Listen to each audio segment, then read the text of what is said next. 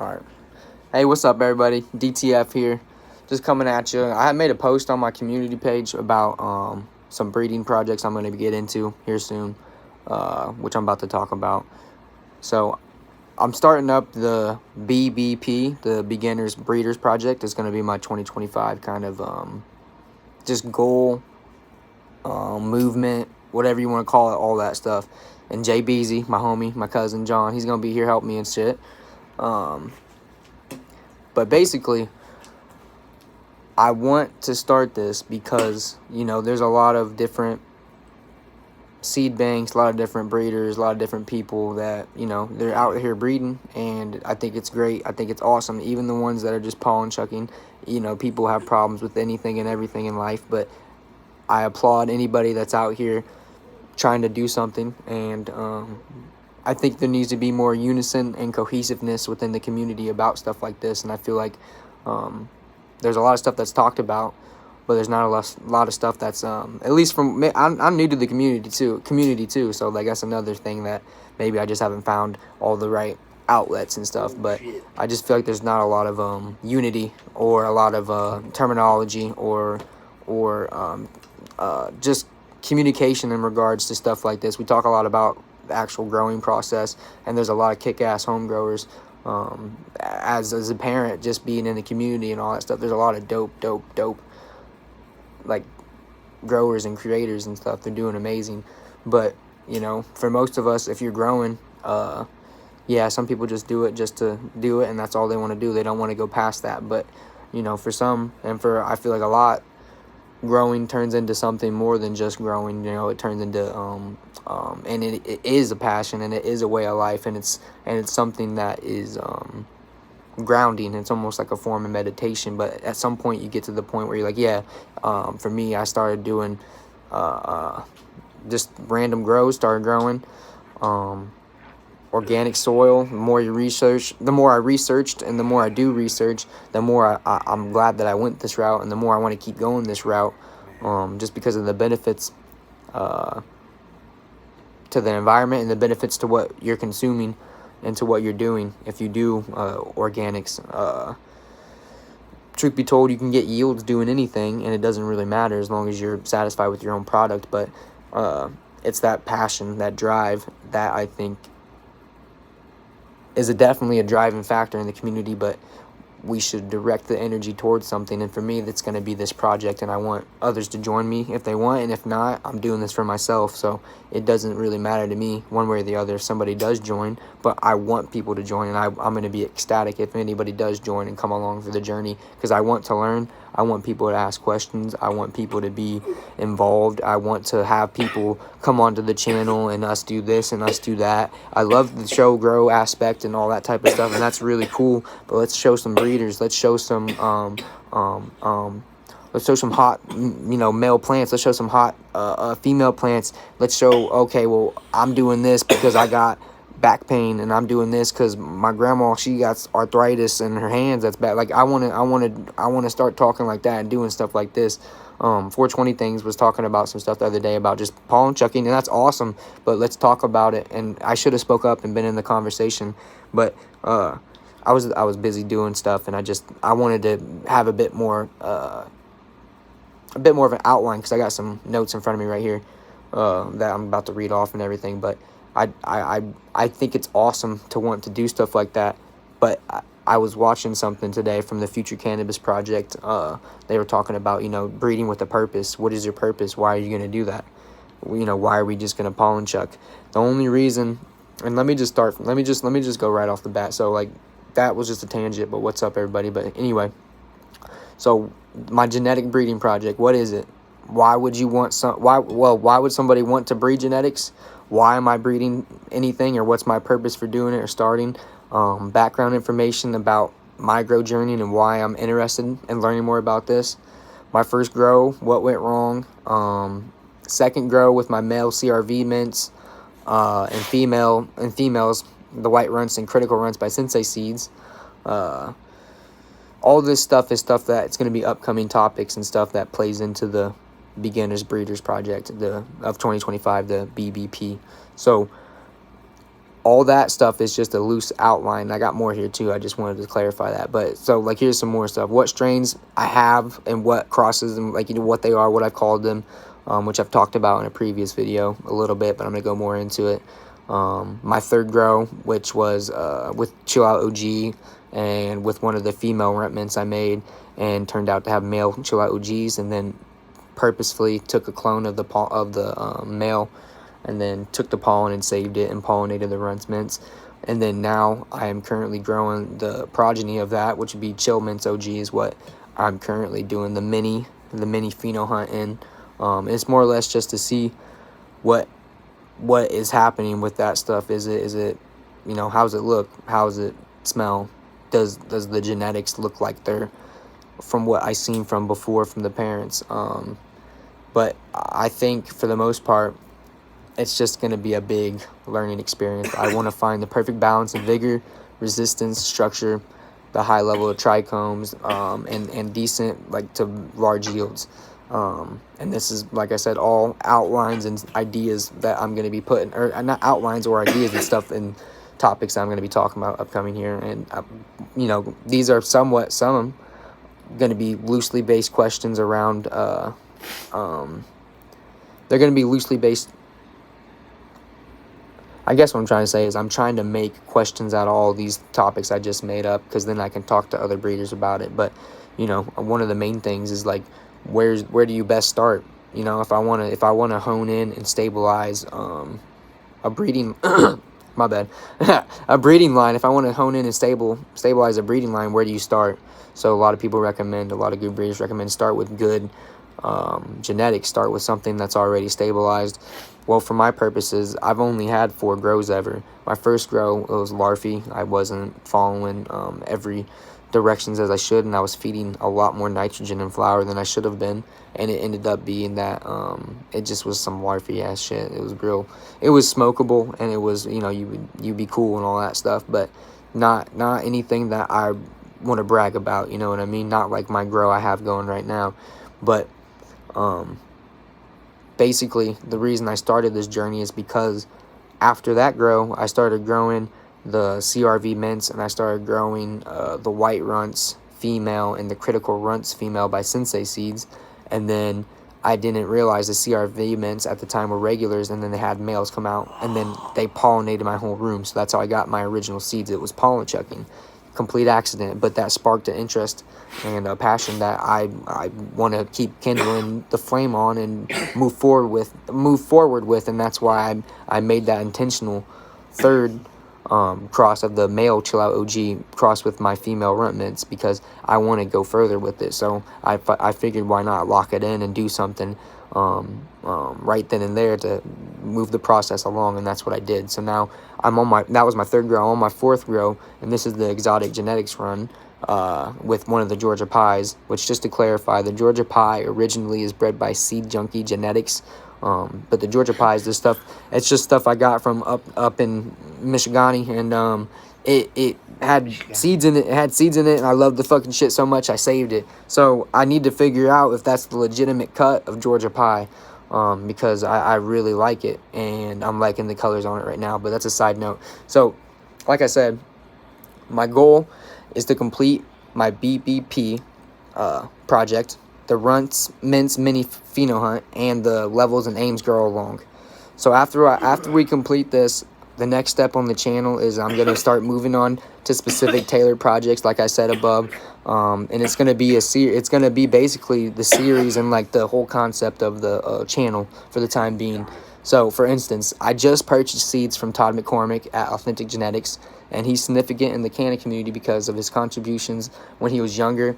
And early in the late 90s, he ended up having to serve a 5-year sentence because he wouldn't rat on nobody. So he's a solid dude. He has, I mean, the only reason I know about him is because I'm in the cannabis community, so everybody should know about him, and big props and big ups to him. But he has an extensive collection, a seed collection as well, and a direct history tied to the legacy of cannabis, and has a bunch of old school heirloom strains and legacy strains. So the post I made earlier today was in preparation for what I'm talking about right now. So I picked up the Northern Lights #2, the original Skunk #1, and the Steve Murphy pure indica Afghani inbred lines, or IBLs for short.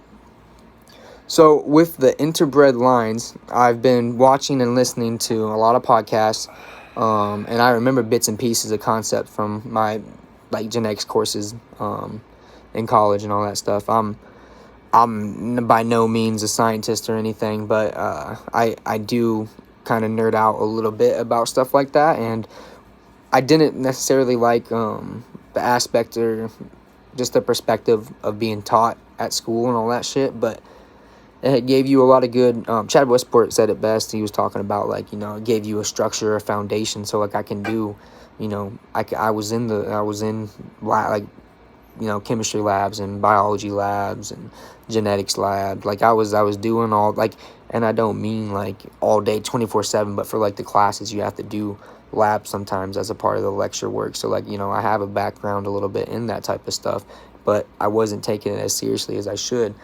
I couldn't see at the time because I wasn't breeding, nor was I going to be on the path to breeding. I was only smoking and stuff, but I didn't see that this was going to be the future and stuff, so I wasn't taking it as seriously as I could, and I didn't go as far as I should have with that. But it did give me that interest, and I do have just like anybody, if you find shit you like, you can hone in on it and have a hyper fascination on it. So that's kind of what's going on right now with this, is I'm just really hyped up about the potentials and the possibilities of what can happen. It's more or less just what you want to make it, how consistent you can be, and what you want to do. I'm one of the first people in my family to graduate from fucking college, one of the first people to own, a home. It's not to be braggadocious, but I'm trying to break the generational curses. I'm not trying to have nobody tell me I can't do this, I can't do that. At the end of the day, we're all human, and if somebody else can do it, you can do it. You just need to believe and have the passion and consistency to follow through. So back to this is that with the IBL, like I said, I've been watching and listening to stuff, but essentially, so an interbred line, let's say we take that Northern Lights, the number 2, and we take, I got a 10 pack, right? So let's say I take this 10 pack and I pop all 10 of those seeds and I get 5 males and 5 females, just to make it easy, half and half. Well, to start an IBL line, an interbred line, you have to take all of those, and a really good way to start, from what I've been gathering, is that you would take all those, if you don't have access to a bunch of seeds that are interbred lines and that you only got a 10 pack and you don't want to spend no more money. Well, a way, it's going to take some time, but a way to get some more seeds is to do this. You take those, and then if it pops 5 males, 5 females, you take all the pollen from all 5 males of the Northern Lights. You take that and pollinate all 5 females of the Northern Lights. The progeny of that stuff right there, that is what you're going to end up taking, and you're going to cross with one another. So you pollinate the original Northern Lights male and the original Northern Lights female, and the seeds of that is what you use to begin the IBL line. Then you use the progeny and cross the progeny with each other, and then so if you got the male and the female original mother and father, that's P1. If you have the progeny of that, that's F1. If you take and you keep crossing those, that's F2. And it goes way deeper than that, but that's just bare minimum before we work up in these upcoming videos to move into that stuff. And I gotta rehash all of the information in my head too. So that's just kind of bare minimum what I've been digging from my memory banks and from watching and listening to videos and stuff. Because at work, all I do is just listen to podcasts and this and that about this type of stuff, or about different people in the community, different breeders, different just different community content. I watch Level sometimes, watch this, watch that. But so the point of me saying all this, like I said earlier, to connect it back, is that you want to have the stabilized beginning to keep going to cross with. So I'm on a personal mission, on a personal project, because I have these 3 crosses that I made, right? So I have these 3 crosses, and now I need to deduce what I want to do and what my goal is. Well, I figured out that from watching these videos and from just thinking, I figured out that, okay, well, if I want to eventually cross with all of my crosses that I made, then that means I need to stabilize all 3 of them, right?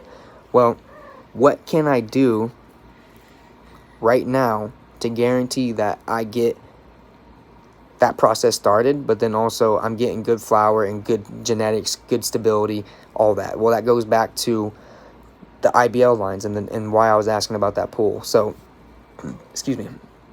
So like I said, the P1s, that's the parents, that's the original Northern Lights mother and father. You cross those two. This is the very beginning of the IBL, because the progeny of the P1, your parents, that is F1. You take the F1 generation and you cross them with each other. This is now, you're now starting the IBL line, the interbred line, because you're breeding brothers and sisters with each other, and you keep doing this until you find stuff that you like. The reason I said you take that 10 pack and you pop all 10, if you get 5 males and 5 females, you pop and take all the pollen from all 5 males and you pollinate all 5 females. The reason you do this is because the offspring of that, what are the parents? They're both they're both Northern Lights. So it's still Northern Lights, but you just pollinated 5 different phenos, male phenotypes of the Northern Lights, and 5 females just received pollen from 5 different phenos of the male. So this, in essence, is going to create a bigger genetic pool for you to pull from in the seeds that you get from that. So that is what is going to create it. You only had 10 to start with. Well, now you got more, and you got more variation in genetic expression. So it's a win-win.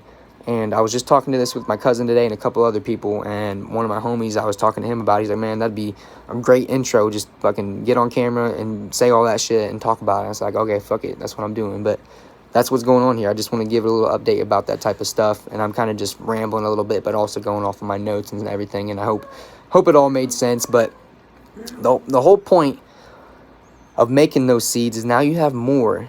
You have more seeds to work with than the original 10. So now you pop and you pop and you pop and you pop seeds until you find keepers that you're like, damn, that's fire. You know what I mean? You got to check the structures. You got to check the vigor. You got to check how well it is affected, and if it hermaphrodites under stress, you know, all types of different stress, heat stress, cold stress, light stress. Like, you got to check all that stuff. Well, and if it's weak, you take it out, and if it's strong, you keep it. So it's more than just about pretty bud, vigor, smell. It's more about that, because that's only the phenotypes. What about the genetic expression that comes out of it? And something I learned is that the male plants of cannabis plants, they produce and are more valuable at passing on genetic information than the female. So that's something to take into account. So that's just the beginning process of something that I was talking about on that poll, and I want to start with one of those. I'm going to eventually stabilize, I'm eventually going to take those stabilized interbred lines from the Northern Lights, the original skunk, and the Afghani, and do exactly what I just said to all 3 of those. And I think it's going to be more of like a 6-phase project, this beginners breeders project. It's going to be like a 6-phase project. So we're not even in phase 1 yet. I'm going to get, like I said, the mini pheno hunt of my runtz mints and this levels and Ames grow along done, and then phase 1 is going to start with where whatever that pool is, I'm going to start with those and only grow that stuff until I get the keepers that I want from it, and then from there move on. And I might, if I have more area and more space, I can dedicate a little bit more area to, you know, expedite that process. But that's in essence what I want to do. So another part of that is you definitely want to 100% take, if you're going to start this and do this like I want to do this, you got to take everything to finish, because sometimes you get extra expressions towards the end that weren't there in the beginning. Or if you go to smoke the females and it's looking fire the entire time, smelling fire, growing fire, and then the smoke is lackluster and there's no variables about why that's different other than the fact that it's different genetic expression, you don't want that. So there's more to be said about back crossing and selfing and all this other stuff, but that's more in depth and more stuff that needs to be researched. This is just a genetics breeders intro thing, intro like to my page and my channel, because this is like the route that I want to take and the route that I want to go, and this is just the official basically the official affirmation that this is going to happen, and this is what I'm going to do. So I want to make a big gene pool of the interbred lines, take the interbred lines from there with more genetic expressions, find the keepers, take those, keep those, and then from there go and breed, and go and stabilize. Like, we'll do another poll.